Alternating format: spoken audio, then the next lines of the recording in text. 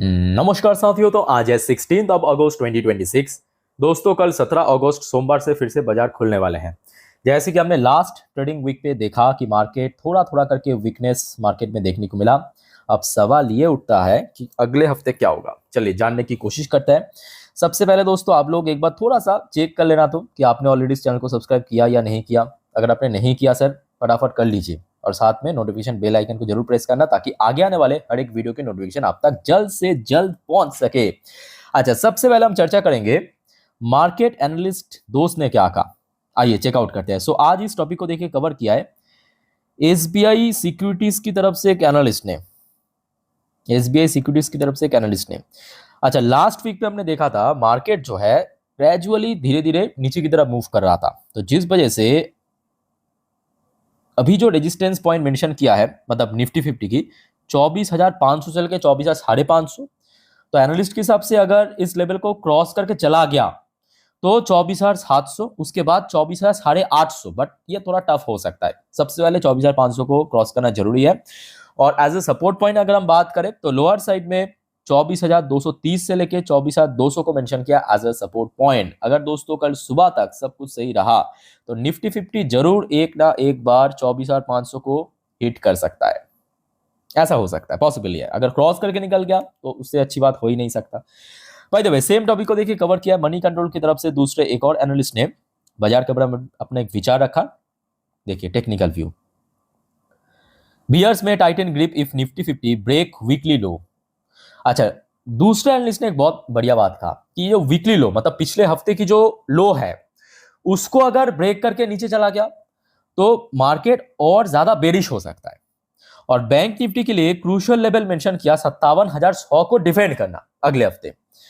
और नीचे की तरफ देखिए कुछ रेंज भी मेंशन किया, जैसे कि लोअर साइड में सपोर्ट पॉइंट 24,250 से लेकर 24,200। इन केस अगर ये ब्रेक हो गया तो 24,000 की एक स्ट्रॉन्ग सपोर्ट पॉइंट मेंशन किया। और अपर हैंड पे रेजिस्टेंस मेंशन किया 24,774 पॉइंट को। खैर, इस टॉपिक को दोस्तों हम इस वीडियो की आखिरी 3-4 मिनट पे अच्छे से चर्चा करेंगे। अब चलिए कुछ इंपॉर्टेंट इकोनॉमिकल डेटा मार्केट के बारे में कुछ इंपॉर्टेंट जानकारी आपके साथ मैं शेयर करता हूं। पेशेंसफुली आप लोग देखिए, सुनिए, समझते जाइए। अच्छा, सबसे पहले हमने देखा कि लास्ट वीक भारत की विदेशी मुद्रा भंडार यानी फॉरेक्स रिजर्व में बहुत अच्छा गेन देखने को मिला। अप्रोक्सीमेटली 14 बिलियन डॉलर के आसपास इंक्रीज हुआ था। 14 बिलियन डॉलर इंक्रीज होकर टोटल जो भारत के पास फॉरेक्स रिजर्व हुआ है अभी 707 बिलियन डॉलर। इसके पीछे एक बहुत बड़ी वजह दोस्तों पिछले महीने हमने देखा मतलब लगभग एक महीने के आसपास डॉलर के अगेंस्ट में रूपी उतना ज्यादा स्लिप नहीं कर रहा है। और इसके पहले क्या हो रहा था, क्यों फॉरेक्स रिजर्व कम हो रहा था? क्योंकि आरबीआई को बेचना पड़ रहा था डॉलर अपने करेंसी को स्टेबल रखने के लिए। और अभी देखिए स्लिप नहीं कर रहा है तो आरबीआई को जरूरत नहीं पड़ रहा है बेचना फॉरेक्स रिजर्व। तो जिस वजह से जो फॉरेक्स रिजर्व है भारत की वो लगातार गेन हो रहा है बैक टू बैक 2-3 हफ्तों से, है ना। अच्छा, आज की डेट में एकदम फ्रेश अपडेट शाम के लगभग 7:52 की अपडेट है। पीएम गति शक्ति ये बेसिकली एक प्रोजेक्ट है इंडियन गवर्नमेंट की। 396 infra project worth 18.66 lakh crore recommended for approval. बहुत जल्दी दोस्तों 18 लाख करोड़ के ऊपर एक ह्यूज प्रोजेक्ट मतलब जाइंट प्रोजेक्ट जिसको आप कह सकते हो। टोटल 396 प्रोजेक्ट जिसकी कुल वैल्यूएशन 18,66,000 करोड़ अप्रूवल मिलेगा। ऑलरेडी रिकमेंड कर चुके हैं। ठीक है, ये देखिए ये गवर्नमेंट डेटा है, ये कोई अनऑफिशियल या थर्ड पार्टी डेटा नहीं है, ये गवर्नमेंट डेटा है। Total 96 infrastructure project. तो आप समझ पा रहे हो कि और इंफ्रास्ट्रक्चर मतलब ये मत सोचना कि सिर्फ रोड वगैरह नहीं। इंफ्रास्ट्रक्चर मतलब टोटल मतलब road, railway, defence, power plant, bridge सब कुछ इंक्लूडेड है। 18 लाख करोड़ से ज्यादा। तो तैयार हो जाइए। और इंडियन मार्केट अभी रिकवर की मूड में भी है, कंपनीज की रिजल्ट भी बढ़िया हो रहा है। अच्छा, नेक्स्ट रिपोर्ट देखिए एम्बिट कैपिटल की तरफ से। एम्बिट कैपिटल भारत की एक ब्रोकरेज कंपनी है बेसिकली। इनकी तरफ से कहा गया कि small cap risk reward improve as earning. तो ये बात सही है कि देखिए रिसेंटली मतलब देखिए हाल ही में आपके निफ्टी 50 बैंक निफ्टी रिकवर किया है, बट उसके पहले अगर आप मई जून पे देखेंगे स्मॉल कैप मिड कैप सब अपने लाइफ टाइम हिट किया था। तो इसके पीछे एक बहुत बड़ी कारण दोस्तों एक तो अर्निंग है, बैक टू बैक अच्छा परफॉर्मेंस देना। Q4 Q1 वैल्यूएशन इंप्रूव कर रहा है क्योंकि अर्निंग पर शेयर बढ़ रहा है तो पी रेशियो घट रहा है। कैपेक्स स्ट्रेंथन, जो छोटे छोटे कंपनी है वो अपना कैपेक्स जो बढ़ा रहा है, कैपिटल एक्सपेंडिचर और बिजनेस एक्सपेंशन। ओके, अच्छा, नेक्स्ट रिपोर्ट भी दोस्तों स्मॉल कैप से रिलेटेड है, तो जिस वजह से दोस्तों याद रखना स्मॉल कैप के ऊपर अभी थोड़ा सा नजर बना के चलिए, क्योंकि देखिए 2029 में चुनाव है, 2029 में चुनाव है, तो सरकार भी कोशिश करेगा जितने भी छोटे कंपनी है ना, देखिए जो बड़े कंपनी है उसको तो लोन मिल जाता है, बड़े बड़े बैंक, इंटरनेशनल बैंक एजेंसी की तरफ से, बट जो छोटे कंपनी है उसको सपोर्ट कौन करेगा? तो सरकार दोस्तों यहाँ पे पूरा पूरा स्कीम्स लेके बैठा है, आपने देखा होगा, ये देखिए small micro cap offer better alpha opportunity, mid cap look expensive, ये भी आया है खबर इक्विटी की सीआईओ की तरफ से। तो स्मॉल कैप दोस्तों अभी रिकवर कर सकता है। अच्छा, नेक्स्ट देखिए पंजाब एंड सिंध बैंक की जो मैनेजिंग डायरेक्टर मिस्टर शाह, इनकी तरफ से कहा गया कि QIP option to raise fund, तो कंपनी मतलब सॉरी बैंक जो है फंड रेज करना चाहते हैं क्यूआईपी के रूट, मतलब qualified institutional placement, bring down government holding, तो सरकार की जो होल्डिंग है इसको थोड़ा कम मतलब रिड्यूस करेगा। अच्छा, नेक्स्ट रिपोर्ट निकल के आ रहा है इक्विरेस की तरफ से, India could reach $20 trillion by 2036 with 14.2% rupee growth, let's see कितना होता है।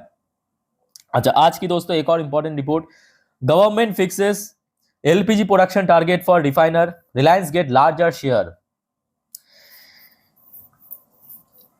गैस सेक्टर के लिए बहुत शानदार रिपोर्ट है, सरकार ने जो एलपीजी प्रोडक्शन की टारगेट है, ठीक है, उसको चेंज कर रहा है और इंक्रीज कर रहा है, और रिलायंस दोस्तों इसमें एक प्राइम प्लेयर है। अच्छा, नेक्स्ट देखिए भारत की जो स्टेट बॉडी नीति आयोग की तरफ से रिपोर्ट पब्लिश किया गया है, India chemical sector target up to $81 billion export 2030, मतलब अगले 4-5 सालों में दोस्तों भारत की जो केमिकल सेक्टर की एक्सपोर्ट, यहाँ पे प्रोडक्शन की बात नहीं हो रहा है, एक्सपोर्ट की बात हो रहा है।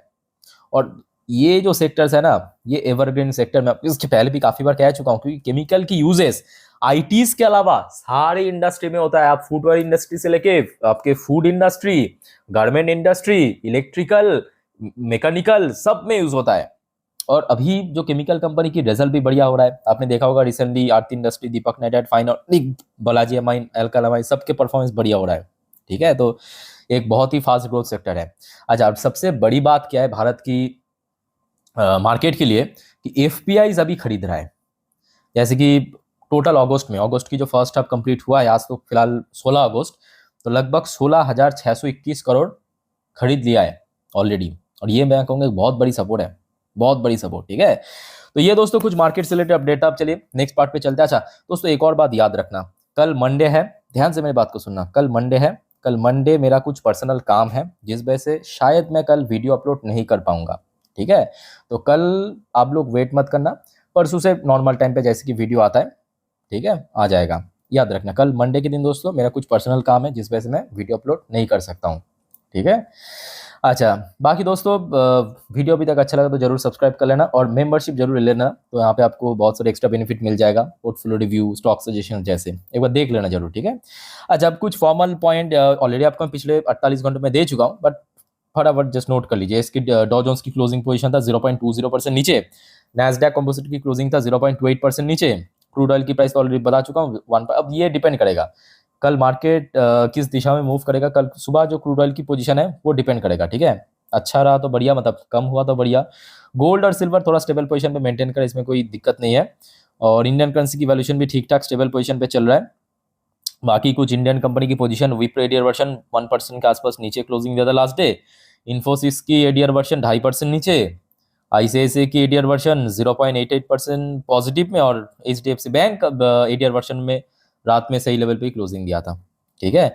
और अच्छा हाँ, फ्राइडे के दिन आपके जो गिफ्ट निफ्टी की फ्यूचर्स है उसका भी क्लोजिंग पोजीशन उतना भी बुरा नहीं था, मतलब आप देख सकते हो ये फ्राइडे की क्लोजिंग है 24,431 पॉइंट में, मतलब हमारे मार्केट जब बंद हुआ तो उस टाइम पे जो गिफ्ट निफ्टी की क्लोजिंग था वहां से सिर्फ 28 पॉइंट नीचे। अब देखना होगा कि कल सुबह कौन सी दिशा में ओपन होता है। तो दोस्तों मैं एक काम करूंगा, कल सुबह मार्केट ओपन होने से पहले अपने इंस्टाग्राम स्टोरी में सुबह की जो गिफ्ट निफ्टी की फ्यूचर ऑयल की प्राइस दे दूंगा, आप सिर्फ चेक कर लेना, इसका लिंक आपको इस वीडियो के नीचे डिस्क्रिप्शन बॉक्स में मिल जाएगा, क्लियर।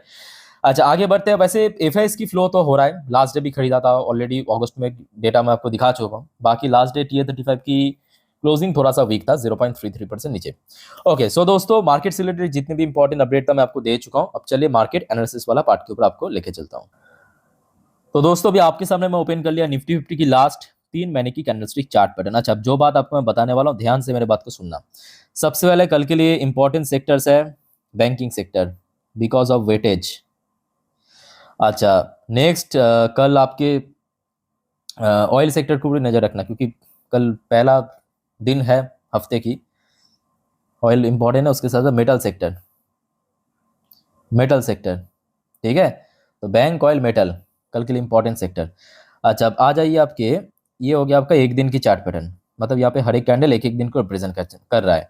अच्छा दोस्तों, आपको मैं पिछले 2 हफ्तों से जो आपको मैं कह रहा था कि नीचे की तरफ ये जो ब्लू कलर की लाइन, आपको 2 इंडिकेटर्स दिख रहा है, एक ब्लू कलर की लाइन जो इंडिकेट करता है 20 दिन की ईएमए को, और रेड कलर की लाइन जो इंडिकेट करता है आपके 50 दिन की ईएमए को। बेसिकली कुछ इंडिकेटर्स है जिसके थ्रू हमें पता चलता है कि कहाँ पे रेजिस्टेंस, कहाँ पे सपोर्ट है, ठीक है। सो जैसे कि आपको मैं कहा था कि ब्लू कलर की लाइन जो है, मतलब 20 डेज की ईएमए, ये एक शार्प सपोर्ट दे रहा है मार्केट को, सॉलिड सपोर्ट दे रहा है। ये देखिए, ऐसे एक डाउन साइड मूवमेंट जरूर देखने को मिला, डाउन साइड मूवमेंट चल रहा है, बट पिछले 3 दिन, मतलब ये हो गया आपका बुधवार, ये बृहस्पतिवार और ये शुक्रवार की कैंडल्स को आप ऑब्जर्व करेंगे तो आपको साफ सुथरा नजर आएगा कि ये जो ब्लू कलर की लाइन, इसको सपोर्ट मिल रहा है। तो as per last day closing 24,350, क्या कहा, 24,350 सबसे इंपॉर्टेंट सपोर्ट लेवल। अच्छा आपके दिमाग में सवाल आ सकता है, सर ये तो ठीक नीचे ही है, अगर ये लेवल ब्रेक हो गया तो कहाँ तक जा सकते हैं। तो अगर ये लेवल ब्रेक हो गया तो इसके पहले हमने देखा था ये वाली पोजीशन पे, आप देखिए काफी बार रेजिस्टेंस फेस किया था। तो एक होता है ना, रेजिस्टेंस क्रॉस करने के जाने के बाद वही लेवल पे बन जाता है एक सपोर्ट।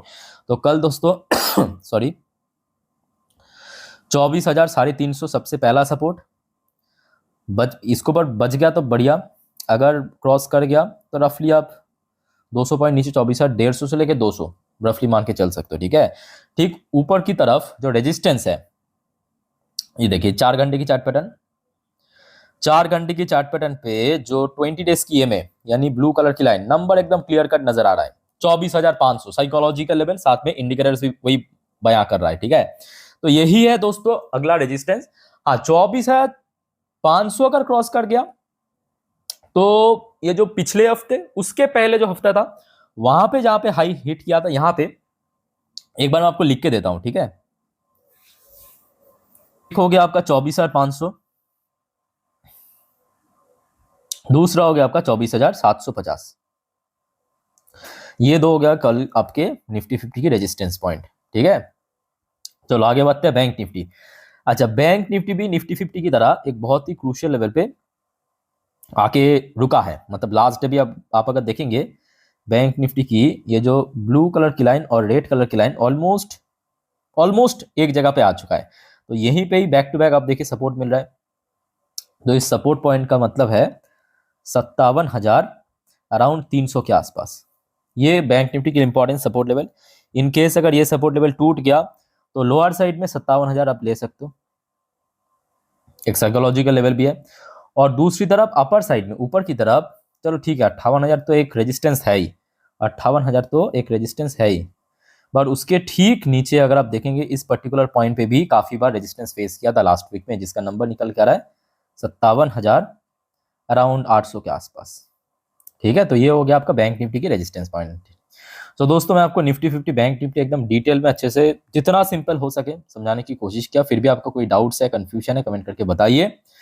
और एक और बात दोस्तों कि देखिए बाजार काफी रिस्की है, वोलेटाइल है, तो गलती से भी एफएनओ ट्रेडिंग ये सब चक्कर में प्लीज मत पड़ना, ठीक है। नॉर्मली आप वीडियो देखिए, सीखिए, कोई दिक्कत है तो मुझे कमेंट करके बताइए, और बाकी दोस्तों चैनल को सब्सक्राइब करके जरूर रखना। तो मिलता है नेक्स्ट वीडियो में, टेक केयर, बाय बाय, जय हिंद।